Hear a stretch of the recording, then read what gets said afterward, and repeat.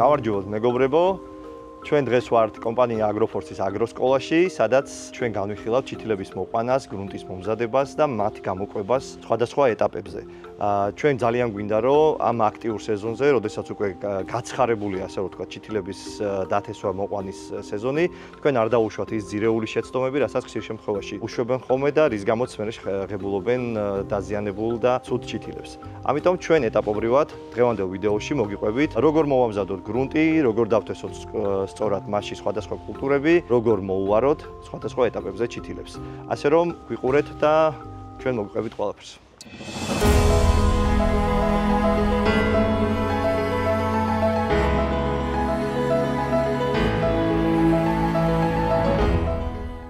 პირველ რიგში მეგობრებო, აუცილებლად უნდა გავითვალისწინოთ საჩითილე გრუნტის სწორად გადაზავება. არის რა თქმა უნდა მაღაზიებში იყიდება სუბსტრატი, რომელიც არის ხშირ შემთხვევაში ნეიტრალური, მაგრამ არის სხვადასხვა სიმჟავიანობის სუბსტრატი, ამიტომ თქვენ უნდა იცოდეთ რა კულტურა მოყავთ და შესაბამისად ყველა კულტურას ჭირდება სხვადასხვა მჟავიანობის სუბსტრატი. არის უფრო ისეთი კულტურები, მაგალითად მარწყვი რომ ავიღოთ, მარწყვს უფრო ჭირდება ბევრად სიმჟავიანობისკენ მიდრეკილი კულტურა, მოწვს ჭირდება მაგალითად თქვენ იცით ხო, მჟავე ნიადაგი.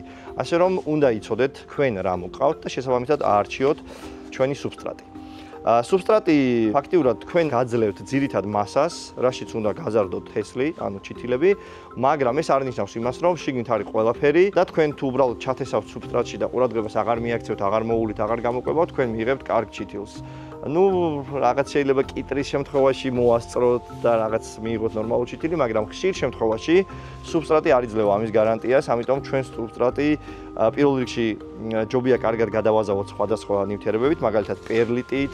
ჩემ შემთხვევაში მე ხშირად ვამძიმებ ხოლმე substratს ქვიშით, ვიყენებ ყვითელ ქვიშასაც და შავ ქვიშასაც. გარეცხილი ქვიშა უნდა ვიყოს აუცილებლად, რასაც აი სამშენებლო ქვიშას ვეძახით, იმიტომ რომ ეს substrati არის ძალიან მსუბუქი და წყლის მიღება თავიდან ძალიან უჭირს და როცა ქვიშაში ურევთ ლამში, ჩვენ ამ substratს ვამძიმებთ, თან დამატებით კიდე მიკროელემენტებით ვამდიდრებთ რა. ქვიშა გვაძლევს იმის საშუალებას, რომ წყალს ძალიან მალე იღებს ხოლმე, საკმაოდ მძიმეა და კარგად ეჭრობა უკვე substrati ჩვენ დათესილ თესლს, ფესვები მარტივად იყიდებენ ფეხებს და თან ქვიშის დახმარებით ჩვენ ვაბევრებთ, ასე რომ ვთქვათ, ამ substrats, რომელიც ეხა არც თუ ისე იაფიღეს, ხო? გეტყვით რომ დაახლოებით 250 ლიტრიანი დაპრესილი substrati 65-70 ლარის ფარგლებში ჭირს და ასევე თქვენ დაგჭირდებათ პერლიტი. აქ უკვე ხედავთ გადაზავებულს პერლიტს. პერლიტი არის ჩვენი დეპო, პერლიტი არის ფოროვანი ესეთი ნივთიერება, ფოროვანი სტრუქტურის მქონე არის, რომელიც გვეხმარება იმაში, რომ წყალიც დავაკავოთ, საკვები ნივთიერებებიც დავაკავოთ და ყოველი მორწყვის დროს არ ჩაირეცხოს. ვინაიდან ჩვენ აქ ღრმა გრუნტი არ გვაქვს, ხშირად გვიწევს ხოლმე ჩითილების მორწყვა გარე გრუნტთან შედარებით, მცენარე გარე გრუნტშია და ამ ყოველი მორწყვის დროს ფაქტიურად ჩვენ გვერეცხება ეს ნიადაგი. ამიტომ პერლიტი არის ჩვენი დეპო იმ მიკროორგანიზმებისთვისაც, რასაც შევასახლებთ შიგნით და იმ საკვები ნივთიერებებისაც, რითაც გამოყვებავთ ხოლმე ჩვენს ჩითილებს. ეხლა თქვენ ერთი შეხედვით შეიძლება მოგეჩვენოთ, რომ ეს კასეტა უკვე გამზადებულია, მაგრამ მინდა გააჩვენოთ, რამხელა სიცარიელები არის, თუ სწორად არ გაამზადებთ substratით კასეტას, ეგრეთ წოდებულ კასეტას. ანუ ხო არის სავსე, მაგრამ ხელით რო კარგად დავაწვევით, აი ჩათვალეთ, რომ ნახევარი არის ამაში რა. ამიტომ გაითვალისწინეთ კარგად, რომ გადაავშებთ ხოლმე ჩვენ კასეტას საჩითილეთ, აუცილებლად ხელით კიდევ კარგად მოტკეპნეთ. პირველ რიგში იმისთვის, რომ თესლიც კი უნდა დაჯდეს, აუცილებლად მყარ მოტკეპნილ ზედაპირზე იმისათვის, რომ კარგად და მალე გაიღვიძოს და კარგად განვითარდეს. და ზემოდანაც მე თესლს როცა ჩავთესავთ, მე ხა გაჩვენებთ აი ამ ზებრა პომიდორის მაგალითზე თუ როგორ თესავ ხოლმე, უფრო კარგად შემოეჭდება ეს დატკეპნილი, კარგად მომზადებული, ასე ვთქვათ, კასეტაში გრუნტი. აუცილებლად, სანამ დაიწყებთ თესლის ჩალაგებას, კარგად უნდა მორწყოთ ჩვენი საჩითილე გრუნტი. ანუ მერე მორწყვა, რა თქმა უნდა დათესვის შემდეგაც, მაგრამ დათესვამდეც კარგად უნდა გააჯეროთ ეს ყველაფერი წყლით. თქვენ შეგიძლიათ სხვადასხვა რაღაცებს გამოიყენოთ სარწყავად, მაგრამ აი მაქსიმალურად. ხო? ეხლა ჩათვალეთ, რომ ეს ყველა ჩვენ მოვტკეპნეთ, ამას კაც მიღმა გავაკეთებთ და კარგად დასველოთ, აი წყალი რო ჩავიდეს ფსკერამდე, აუცილებლად დიდი რაოდენობით მორწყოთ, შეიძლება 2 ეტაპად მორწყოთ, 3 ეტაპად მორწყოთ, იმიტომ რომ ეს substrati, ტორფის substrati ძალიან ნელა იღებს წყალს. კარგია რომ ნელა იღებს, მერე ნელა გაცემს, მაგრამ აუცილებლად უნდა გაჯერდეს მთლიანად წყლით. წყალი უნდა აიღოს კარგად რა, სანამ დავიწყებთ შიგნით თესლების ჩალაგებას.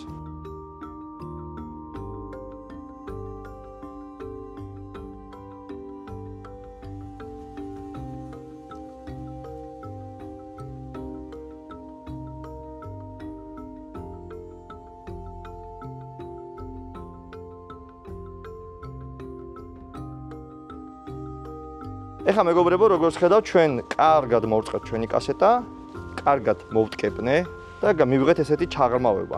წინასწარ არ გადავავსე, ვინაიდან ამ ჩაღრმავებას რო გამოვიყენებ ეხლა თესლის დასალაგებლად და მე უკვე გადავავსებ ზემოდან და კიდევ ერთხელ მოვტკეპნი. ჩემ შემთხვევაში, პამიდურის თესლი აღმოგვაჩნდა უცებ, ესეთი ზებრა და შევეცდები გაჩვენო თუ რა მარტივია პამიდურის მაგალითად დათესვა.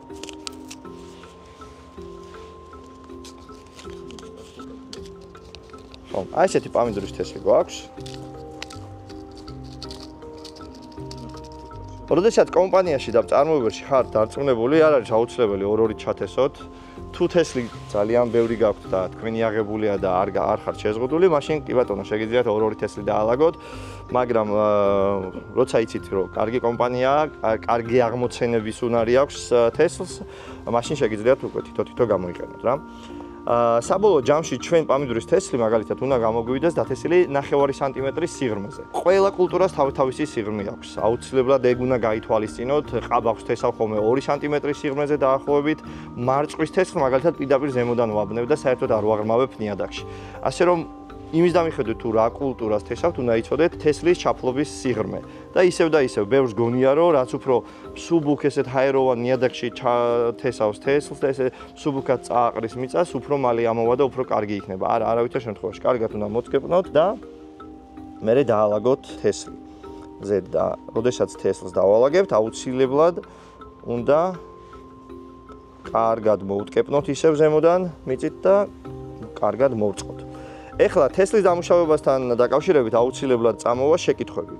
და მე გეტყვით რომ ჩვეულებრივად შეგიძლიათ თესლი ჩაალბოთ კიდევაც და დაამუშავოთ მაგალითად რაიმე ბიოსტიმულატორები. ჩვენ შემთხვევაში არის ასეთი ბიოსტიმულატორი რადიფარმი, რომელიც თავიდან ანუ თესლს აძლევს ძალიან კარგ სტიმულირებას გაღვივების დროს, ფესვების გადმის დროს. რაც მთავარი არის, აი როდესაც წაიკითხავთ თქვენ მიხვდებით რომ შიგნით არის თუნდაც აზოტი რო ავიღოთ ორგანული სახით რა. ზოგადად აზოტის გამოყენებას ძალიან უნდა მოვერიდოთ ჩითილებში და მით უმეტეს თუ ეს არის მინერალური სახით. და კონკრეტულად აი ეს სტიმულატორი აზოტს შეიცავს და სხვა ნივთიერებებსაც ორგანული სახით, რაც ამით თავს ვიზღვევთ იმით რომ სწრაფად მიეწოდოს მაგალითად აზოტი და მივიღოთ რაღაც გაწელილი ჩითილები, რაც საერთოდ არ გჭირდება, ხო? ამიტომ ჩვენ შეგიძლიათ ჩვეულებრივად აი ესეთ მასტიმულირებელ ხსნარებში ჩაალბოთ თესლი, ვინათ 9 საათით, 1 საათით და მერე გამოიყენოთ თესლი უკვე დასათესად.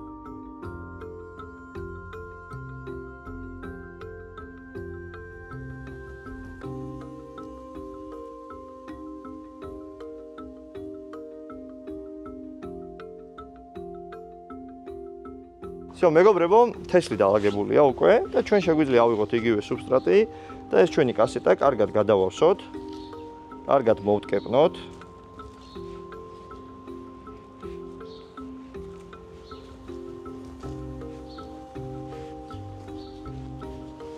და კიდევ ერთხელ მოვწყოთ.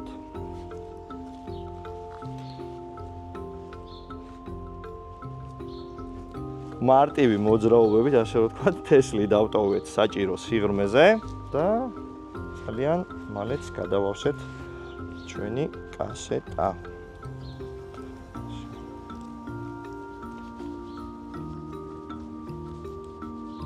ეს ახლა მორწყვის დროს კიდე ერთხელ მოიტკეპნება, ასე რომ ვთქვათ, თვითონ თავისივე წყლის სიმძიმით.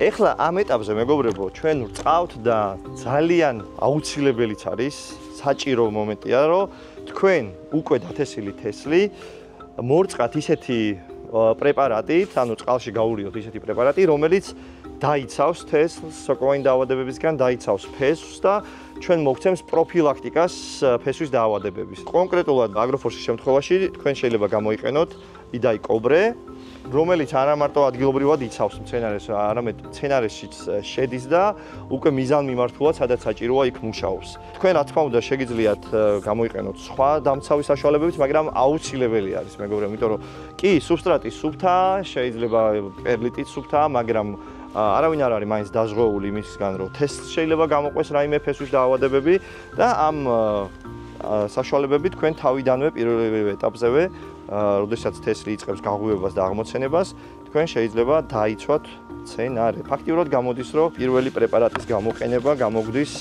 დათესვისთანავე. თუ თქვენ თესლი არ ჩაალბეთ, იგივე მაგალითად რადიფარმი შეგიძლიათ გამოიყენოთ მორწყვის დროსაც. ანუ ის სტიმულატორი მოსარწყავ წყალთან ერთად მივა ჩვენს თესლთან. ჩვენი პამიდორი დათესილია, ჩვენი პამიდორი კარგად მორწყულია და პირველ ეტაპზე გაღვივებისთვის ჩვენ უნდა მოუძებნოთ პამიდორს ისეთი ადგილი, სადაც გვექნება ტემპერატურა დაახლოებით 23-25 გრადუსი და მაღალი ტენიანობის შესანარჩუნებლად თქვენ შეგიძლიათ კიდე აი ამ კასეტას ზემოდან გადააფაროთ ცელოფანი, მაგრამ ჯობია დახვრეტილი იყოს ეს ცელოფანი, რათა ჭარბი ტენიანობა მაინც ავიცილოთ თავიდან. ეხლა მინდა გესაუბროთ მეგობრებო იმის შესახებ თუ სად უნდა განვათავსოთ ეს ჩვენი დათესილი თესლი და რა პირობები უნდა გქონდეს იმისთვის რომ მივიღოთ კარგი ჩითილი და არ მივიღოთ მაგალითად აი მაგალითისთვის დასტრესილი ჩითილი. მე ამაზეც ვისაუბრებ, თქვათ როგორ შეიძლება ასეთი ჩითილის გამოსწორება, მაგრამ თავარია პროფილაქტიკა, ხო? თავარია არ მივიდეთ აი ამ ეტაპამდე. ამისათვის თქვენ უნდა გქონდეთ კარგად განათებული ადგილი პირველ რიგში, სადაც თქვენ მინიმუმ 18-20 გრადუსი მაინც გექნება ტემპერატურა პირველ ეტაპზე. გაღვივების ეტაპზე ჭირდება 25 გრადუსამდე ტემპერატურა და როდესაც უკვე თქვენ დაინახავთ ამოსულ პამიდორებს, თქვენ შეგიძლიათ დააგდოთ ტემპერატურა 15-18 გრადუსამდე. ეს იმისთვისაც არის საჭირო, რომ ჩითილი სწრაფად არ გაგეწელოთ, არ გაიზარდოთ, რომ მოასწროს საკვები ნივთიერებების აღება და არ მივიღოთ ესეთი გაწელილი წვრილი ჩითილები. ამიტომ 18 გრადუსი არის უკვე შემდეგ ფაზაზე ნორმალური ტემპერატურა. თუ ძალიან მაგარი შუქი გაქვთ ისეთი, როგორც ამ სათბურში არის, თავისთავად შეგიძლიათ მეტი ტემპერატურაც იყოს, 22 გრადუსიც იყოს, 25 გრადუსიც იყოს, მაგრამ თუ დაბალი შუქი გაქვთ, მაშინ რა თქმა უნდა ტემპერატურაც უნდა დავწიოთ. ეხლა ელემენტარულად როგორ აკონტროლოთ შუქი და როგორ გაიგოთ ეს შესაბამისი ადგილია ჩითილების გამოსაყვანად თუ არა. მე გაჩვენეთ აი ჩემი ტელეფონის მაგალითზე უბრალო მარტივ აპლიკაციას, არანაირი კომერციული აპლიკაცია ეს არ არის, რომელსაც ქვია Lux Light Meter, რომელთაც თქვენ შეგიძლიათ აი ნებისმიერ ტელეფონს აქვს ეს ფუნქცია, შეგიძლიათ გაზომოთ შუქი. მაგალითად, დღეს არც თუ ისე ძალიან მზიანი ამიდია და 34,000 ლუქსი გვაქვს შუქი და მე დარწმუნებული ვარ თქვენ რომ ფანჯარასთან ან ოთახში გაზომოთ, იქ შეიძლება 900 ლუქსი გქონდეთ, 600 ლუქსი გქონდეთ და რაღაც მაგდაგვარი. აი თუნდაც ტელეფონს რო ამოვატრიალებ, უკვე იცვლება მაჩვენებელი, ხო? აი 8000 ლუქსია. თუ მზეს მიუშვერ, ეგრევე 30000 ლუქსია და თუ ეხა აქ საფარი არის, ცელოფნის საფარია და ისეთი ცოტა ღრუბლიანი ამინდია, თუ კაშკაშა მზიანი ამინდია, შეიძლება 78000 ლუქსიც იყოს მაგალითად მაჩვენებელი, ხო? ჩვენ გვჭირდება მცენარისთვის საშუალო 6000-9000 ლუქსი. ამიტომ თქვენ შეგიძლიათ მარტივად გაზომოთ ამ აპლიკაციით, გაქვთ თუ არა ეს პირობები თქვენთან, იმისათვის რომ ჩითილები არ გაგეწევოთ, არ გადაიხაროს რაღაც ფანჯრის მხარეს და არ მიიღოთ ესეთი უსუსური ჩითილები. აი ეს შეცდომა არის ხშირად რასაც უშვებენ ხოლმე. ბევრს გონია რომ ნუ ფანჯარას 1 საათი, 2 საათი მზე უყურებს და იქ ჩითილი გაიზრდება. არა, პირველ რიგს შეიძლება რაღაცა ეყოს შუქი, შეიძლება მეორე რიგს, მაგრამ თქვენ როცა ბევრი გაქვთ ჩითილები და მით უმეტეს ეგ ფანჯრიდან 1 მეტრის მანძილზე გაქვთ გადმოშორებული ჩითილები, დამიჯერეთ არ იყოფა. მით უმეტეს თუ გავითვალისწინებთ რომ ფანჯარას ნებისმიერ სადაც არ უნდა იყოს ეს ფანჯარა მზე არ უდგება მთელი დღე, ხო? და გაზაფხულზე ისედაც მზე ნაკლები გვაქვს, თქვენ მიიღებთ საბოლოო ჯამში იმ გაწელილ და დასტრესილ ჩითილებს, რასაც ღებულობთ ხოლმე ხშირ შემთხვევაში და რა პრობლემაც აქვს ასე ფანჯარაზე გამოყვანილ ჩითილებს. ასე რომ მოამზადეთ ხოლმე საჩითილეთ რაიმე ადგილი, სადაც არის კარგი განათება და თუ არ ყოფნით განათება, თქვენ შეგიძლიათ იყიდოთ უბრალო დიოდური მანათებლები, მძლავრი მანათებლები, მაგალითად 100 ვატიანი მანათებლები და დაუყენოთ ზემოდან დაუკიდოთ როგორც დამატებითი განათება. თუ ეგეც სუსტი არის განათება, მაშინ 24 საათი დაუყენეთ განათება, ანუ 12 საათიან რეჟიმზე კი არ გქონდეთ, 24 საათიან რეჟიმზე გქონდეთ განათება. სხვადასხვა სპექტრი აუცილებელი არ არის, უბრალოდ ცივი ნათების, ნებისმიერი განათებით თქვენ შეგიძლიათ გააძლიეროთ ჩითილებისთვის შუქი. ეს არის აუცილებელი პირობები ჩითილების გამოსაყვანად, ანუ ტემპერატურა და შუქის კონტროლი. გაითვალისწინეთ, თუ ამის საშუალება არ გაქვთ, ნუ იწვალებთ ჩითილების გამოყვანაზე, უკვე იყიდეთ მაშინ პროფესიონალური კომპანიებისგან უკვე გამოყვანილი და გამზადებული ჩითილი. ბევრად უფრო მოიგებთ დროსაც დაზოგავთ და კარგ მოსავალსაც მიიღებთ. ეხლა მეგობრებო, ვილაპარაკოთ ჩითილების კვებაზე, რომელი ფაზიდან ვიწყებთ ჩითილების გამოყვებას. აი ზუსტად ხელში მიჭირავს მე ჩითილი, სადაც ზუსტად აი ამ ფაზიდან ვიწყებთ ჩითილების კვებას. ცრუ ფოთლები, როცა ამოდის, აი ეს არის ცრუ ფოთლები, ლებნის ფოთლები რა.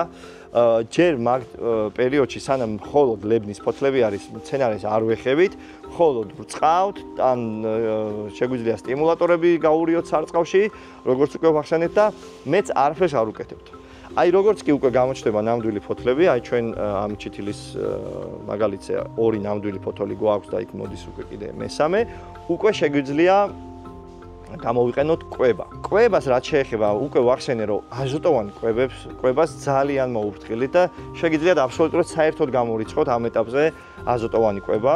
იმიტომ რომ ძალიან სენსიტიური არის მცენარე ამ დროს აზოტთან, შეიძლება ძალიან მალე გაგექცეთ სიმაღლეში, გაიწელოს და უკვე იმ ჩითილს ვერანაირად ვეღარც დაამსხვილებთ, ვერაფერს ვეღარ მოუხერხავთ, ეს გაიწელება და დეფორმაციას მიიღებს და ასევე აი ამ ფაზიდან იწყება უკვე მომავალი მტევნების ჩალაგება უჯრედულ დონეზე მცენარეში და მაქსიმალურად უნდა შევეცადოთ, რომ ჩითილი დარჩეს მსხვილი, ასეთი მწვანე, კარგი ფოთლებით და ნელ-ნელა აკრიფოს თავისი მასა. ამიტომ ამ ეტაპზე ყველაზე კარგი არის გამოსაკვება თქვენ გამოიყენოთ პრეპარატი, რომელიც შეიცავს კალიუმს და ფოსფორს. უფრო მეტწილად ფოსფორს, რაც აუცილებელი არის ფესვების დისთვის და დატოტვისთვის, რომ მაქსიმალურად მივიღოთ მძლავრი ფესვთა სისტემა. და როგორც უკვე ვახსენეთ, აი ამ ზომიდან ვიწყებთ უკვე გამოყვებას. კონკრეტულად აგროფორსის შემთხვევაში თქვენ შეგიძლიათ გამოიყენოთ ლებოსოლის PKI Maxi, რომელშიც არის მაქსიმალური კონცენტრაცია კალიუმის და ფოსფორის, რაც ჭირდება მცენარეებს საწყის ეტაპზე. აი ამ ზომიდან ვიწყებთ კვებას. სადამდე ვაჩერებთ ჩითილებს, ეს პირველ რიგში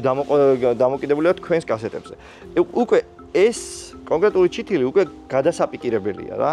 დაგვიანებულიც კი არის მაგალითად ჩემი აზრით, ასეთ პატარა კასეტაში, აი ეს ჩითილები, ხო? რა თქმა უნდა, რაც უფრო მალე გადაიტანთ და მოახდენთ პიკირებას, უფრო დიდ ჭურჭელში უფრო კარგი არის. ამიდურის შემთხვევაში ჯობია გამოიყენოთ, ანუ საბოლოოდ გაზრდამდე 9 ლიტრიანი ქოთნები. მე მაგალითად პამიდორის ჩითილები გამაქვს, როცა გამოჩნდება პირველი ყვავილედი პამიდორზე. პირველ ყვავილედს როცა დავინახავთ, აი მაშინ გამაქვს და მაქამდე რომ პამიდორი კარგად გაიზარდოს, შუქი ეყოს, მაგისათვის საჭიროა 400-500 გრამიანი უკვე ჭურჭელი. ამიტომ ამ ეტაპზე აი ასეთი პატარა კონტეინერიდან უკვე ჯობია მოვახდინოთ პიკირება. პიკირების დროსაც აუცილებელი არის რაიმე სტიმულატორი დავეხმაროთ, რომ იოლად გადაიტანოს ეს პიკირება და ჩვეულებრივად შეგიძლიათ გამოიყენოთ ისევის პრეპარატები, რაზეც უკვე ვისაუბრეთ და ასევე დაცვა რეგულარულად რაც შეეხება დაცვის კომპონენტს, თქვენ რო იხმარეთ მაგალითად 2 ფოთოლზე პრეპარატი, რომელმაც უნდა დაიცვას, ხო, უკვე გაეზარდა 4 ფოთოლი და ის პრეპარატი იმ ფოთლებზე ხო აღარ არის. ამიტომ ყოველი 2-2, 3-3 ფოთოლის დამატების დროს ჩითილებზე თქვენ ისევ და ისევ ჯობია დაამუშავოთ რაიმე დამცავი საშუალებებით და ზუსტადაც მე ასე ჯიხომე რა, როდესაც კიდე 2 ფოთოლი დაემატა, კიდე რაღაც კვებას ვაძლევ. კიდე დაემატა 2 ფოთოლი, კიდე რაღაც კვებას ვაძლევ. ხა კიტრის შემთხვევაში მაგალითად თუ თქვენ ასე პატარა კასეტებში გაქვთ, ეს მოცულობა უკვე მაქსიმუმი არის აი ამ ზომისთვის და ან უნდა გადააპიკიროთ და კიტრის შემთხვევაში მე არ ვარ პიკირების მომხრე, შეგიძლიათ კიდე ცოტა ხანი დაელოდოთ, აი 4 ფოთოლი კარგად გაიშალოს და უკვე გაიტანოთ და დათესოთ. აუცილებლად გაითვალისწინეთ მეგობრებო, რომ ყველა მცენარეს ჭირდება სხვადასხვა დრო გადასატან მდგომარეობამდე მისასვლელად. თქვენ თუ პამიდორს დათესავთ 3 თვით ადრე, უკვე მზად იქნება პამიდორი და ჯერ კიდე სიცივეები იქნება და არა და პამიდორი სითბოს მოყვარული არის, ხო? კიტრს მით უმეტეს. ანუ პამიდორს ჭირდება მაგალითად 50 დღე ჩითილობისთვის. კიტრს ჭირდება მაგალითად 20 დღე, 22 დღე. გააჩნია რა პირობებში გაქვთ და შეიძლება ეს დრო გაგეწელოთ. შეიძლება პირიქით უფრო დააჩქაროთ თქვენ კვებიდან გამომდინარე და პირობებიდან გამომდინარე, მაგრამ ყველა შემთხვევაში უნდა იცოდეთ თუ ყველა კულტურას რა დრო ჭირდება საჩითილეთ იმისათვის, რომ არ დათესოთ წინასწარ, ან არ დააგვიანოთ. ყოველთვის გაითვალისწინეთ ხოლმე. ნახეთ, სწორად მოვლისა და კვების შემთხვევაში როგორ არის კარგად დახსენილი ფესვთა სისტემა, როგორ არის განვითარებული, უკვე აქ ზემოდანაც მოაქვს ფესვები და ამას როგორც კი ჩვენ ფაქტიურად გავიტანთ აი ასე გარეთ, აღარ გაუჭირდება არანაირი ადაპტაცია გარე პირობებთან. კონკრეტულად ამ ჩითილის შემთხვევაში გამოყენებული არის რადიფარმი 2-ჯერ უკვე და ცოტა ხანში კიდე შეიძლება მესამეჯერ გამოყენება. აი ფაქტიურად მეტი არაფერი არ არის გამოყენებული და კი ხედავთ როგორ არის ჯანსაღი ჩითილი. ეხლა მეგობრებო, მე მინდა გელაპარაკოთ ხშირად დაშვებულ შეცდომებზე, გაჩვენოთ დასტრესილი მაგალითად კიტრი. ეხლა რა პრობლემა არის აქ? ნახეთ, დეფორმირებული ფოთოლი არის. აქ უფრო კარგად ჩანს მეორეზე. ნახეთ, როგორი დეფორმირებული არის ფოთოლი. ეს არის დისბალანსი კვების. აი, აშკარა არის კვების დისბალანსი, მაგრამ რამ გამოიწვია ეს კვების დისბალანსი? თქვენ შემთხვევაში შეიძლება კვების დისბალანსი იმანაც გამოიწვიოთ, რომ კვება მიეცით ზედმეტი. ასე რომ ყველა პრეპარატს როცა ხმარობთ, ეს რადიფარმი იქნება თუ ნებისმიერი სხვა პრეპარატი იქნება, აუცილებლად წაიკითხეთ დოზირება და აუცილებლად გამოიყენეთ დოზირებულად. ამ შემთხვევაში ეს არის სიცივის ბრალი. ეს ჩითილები იყო სიცივეში და როგორც კი აი ვერ გათხოვა ხო ადამიანმა, ვისაც ჩითილები გამოყავდა ტემპერატურა და მოვიდა ესეთი რაღაცა, კი ეს გამოსწორებადია, მაგრამ ჯობია თავიდან აიჩოროთ, ვიდრე მერე დაიწყოთ ამის გამოსწორება. იგივენაირად აქ სტიმულატორები შეგიძლია გამოიყენოთ, რადიფარმი შეიძლება გამოიყენოთ აქ და ნელ-ნელა გამოასწოროთ ჩითილის მდგომარეობა. მეორე შეცდომა, რასაც აქვე ვუყურებ მე და თქვენ შეხედავთ, ეს არის გამჭვირვალე ჭიქები, მეგობრებო. გამჭვირვალე ჭიქები, ანუ ფესვები უნდა იყოს სიბნელეში. ეს ერთი. ხო, ეხლა ოდნავ შუქი შეიძლება შედიოდეს, მაგრამ აი რა პრივილეგია აქვს მაგალითად აი ამ ჭიქას ამასთან შედარებით. აქ მოხდება ხავშის აყვავება, ეს გამწვანდება, ეს ჭიქა მთლიანად, რაც მე ფესვებს შეუშლის ხელს, რაღაცა პათოგენური პროცესები შეიძლება წავიდეს, ამიტომ ჯობია აუცილებლად შუქს არ ატარებდეს, ის ჭიქა იქნება, ეხლა ეს რაღაც ჩვეულებრივი ჭიქაა გამოყენებული, მაგალითად თქვენ შეგიძლიათ გამოიყენოთ, ან კასეტები, აი ყველა კასეტები, რომელიც არ უნდა ნახოთ, არის გაუმჭვირი, ან შუქს არ ატარებს და ეს აუცილებელი პირობა არის სწორი და ჯანმრთელი ჩითილების გამოსაყვანად. შემჭიდროვება, უნდა გესმოდეთ, როცა უკვე ჩითილი არის ძალიან მჭიდრო, ის უნდა გადაიტანოთ უფრო დიდ ქოთნებში, რაც ავტომატურად მოგცემთ იმათ, რომ თითო ჩითილს მიუვა უფრო მეტი შუქი. შემჭიდროვების შემთხვევაში ჩითილი შეიძლება გაგეწელოთ ძალიან, აი ეს უკვე არის ზღვარზე. ეს ჩითილები, აი ამოვიღოთ ერთი ცალი. აქედან. აი ზღვარზე არის რა, აი ეს უკვე ჭურჭელიც აღარ ყოფნის ამ პამიდურის ჩითილს და ჭიდროთაც არის და შუქზე კონკურენციის გამო ისინი იწყებენ ერთმანეთთან ასე ვთქვათ ჩხუბს და გარბიან სიმაღლეში, რათა დაიკავონ უფრო მეტი ადგილი მზის, შუქზე, ხო? ამიტომ გაითვალისწინეთ ხოლმე ეს, რომ დროზე მოახდინოთ პიკირება, გაუძლიეროთ შუქი და აშოროთ ერთმანეთს საჭირო მანძილით. აუცილებლად უნდა ისწავლოთ ფოთლებზე კითხვა. მცენარის ინდიკატორი არის მისი ფოთოლი და რა თქმა უნდა თქვენ თუ გინდათ ამ საკითხში იყოთ პროფესიონალები, აუცილებლად უნდა ისწავლოთ თუ რა პრობლემები აქვს თქვენ ჩითილებს. თუ არის მაგალითად დახურული ეს ფოთლის ზედაპირი, წყალი არ ყოფნის და ცდილობს რომ ეკონომია გააკეთოს, თუ ძალიან გადაშლილი არის პირიქით თქვენ ჭარბად რწყავთ, თუ გამოჩნდება იისფერი რაღაც ლაქები, ესე იგი მაგნიუმის დეფიციტი აქვს და ესეთი უამრავი პრობლემა, რაზეც ერთ ვიდეოში ვერ ვილაპარაკებთ, შეიძლება დაემართოს თქვენ ჩითილებს და თქვენ უნდა იცოდეთ ამის წაკითხვა, ასე რომ მეტი და მეტი ცოდნა მცენარის შესახებ, რომელიც თქვენ გამოყავთ, ეს არ არის ესეთი რაღაცა, რომ აი თესლი ჩააგდეთ და თავისით გაიზარდოს. აუცილებელია პროფესიონალური მიდგომა ყველაფერთან და მიიღებთ კარგ შედეგებს, აი ისევე როგორც აქ ხედავთ, ძირითადად ჩითილების, ამას თუ არ ჩავთვლით დასტრესილ ჩითილებს. ეხლა რაც შეეხება მეგობრებო რწყვას. ნუ მორწყავთ ჭარბად, მე უკვე გელაპარაკეთ, რომ თქვენ რეცხავთ ყოველი მორწყვის დროს, თქვენ რეცხავთ ნიადაგს, გრუნტს და ყოველი მორწყვის დროს თქვენ დამატებით რისკს ქმნით სხვადასხვა სოკოვანი დაავადებების განვითარების. ასე რომ კასეტიდან გამომდინარე, თქვენი გრუნტიდან გამომდინარე, თქვენი ტემპერატურებიდან გამომდინარე, კარგად დააკვირდით ხოლმე უკვე აი მცენარე ხო არის მაგალითად ასე ოდნავაც კი რომ მოიწყენს, ესე იგი წყალი აკლია და შეგიძლიათ მაშინ მორწყოთ. შეგიძლიათ დაეოდოთ ამ მოწყენას. არ არის პრობლემა. ჩითილი თუ ოდნავ დაისტრესება და თქვენ დროულად მიახварთ, ეს პირიქით მას სტიმულს აძლევს, რომ ფესვები კარგად განივითაროს და ძლიერი იყოს და კარგი ჯანმრთელი რიზოსფერო ჩამოაყალიბოს და სიმბიოზში შევიდეს სხვადასხვა ბაქტერიებთან, რათა მეტი და მეტი მიიღოს ის საკვები ნივთიერებები და წყალი, რაც მას სჭირდება. თუმცა ზედმეტი რწყვა ბევრად უფრო საშიშია, ვიდრე ცოტა ხანი ერთი დღით მაგალითად რწყვის დაკლება. ასე რომ გაუფრთხილეთ ხოლმე მცენარეებს და მიაქციეთ ყურადღება. ზედაპირის გამოშრობისთანავე ეგრევე ნუ დარბიხართ მოსარწყავად. მე ვერ გეტყვით ზუსტ გრაფიკს მორწყვისას, ვინაიდან თქვენ შეიძლება სხვა ზომის ჭიქა გქონდეს, სხვა ზომის მანძილები გქონდეს, სხვა ტენიანობა იყოს თქვენთან ოთახში და სხვა გრუნტი იყოს. ასე რომ თქვენ თვითონ უნდა დააკვირდეთ. ზედაპირს მოუყურებთ მხოლოდ.